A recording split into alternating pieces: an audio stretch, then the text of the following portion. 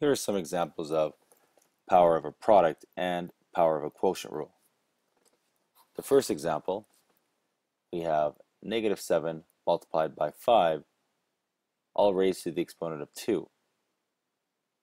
We can multiply what's inside the bracket first of all to get -35, and then square it to get a positive 1,225.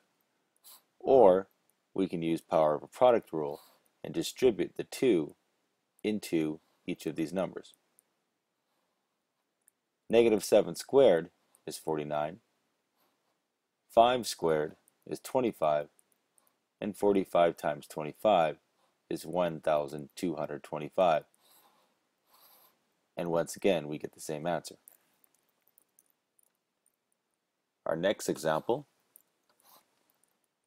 negative in brackets 3 times 2, all raised to the power of 2. We can get rid of brackets by multiplying 3 times 2. We keep the negative, and this becomes -6 squared. And because the negative does not apply to the 6 when I'm squaring it, we're going to get a -36. This here says -6 times 6. This does not mean -6 times -6. Or we can use the power of a product rule again, distribute square into each of these numbers. Once again, this negative does not be affected by this square. So we have -3 squared multiplied by 2 squared. Once again, negative isn't affected yet. 3 squared is 9, 2 squared is 4,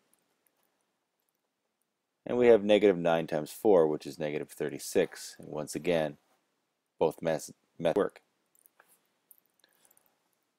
Our last example is power raised to a quotient rule. We have 78 over 13 all cubed. And we can go 78 cubed divided by 13 cubed. We distributed the cube in each of these numbers. 474,522 is what 78 cubed is, and 13 cubed is 2,197, and when we divide these two, we get 216. Another way of doing it is to figure out what the fraction will give us first. 78 divided by 13 will give us 6. And because we're going to cube what's inside the bracket, we need to cube the 6.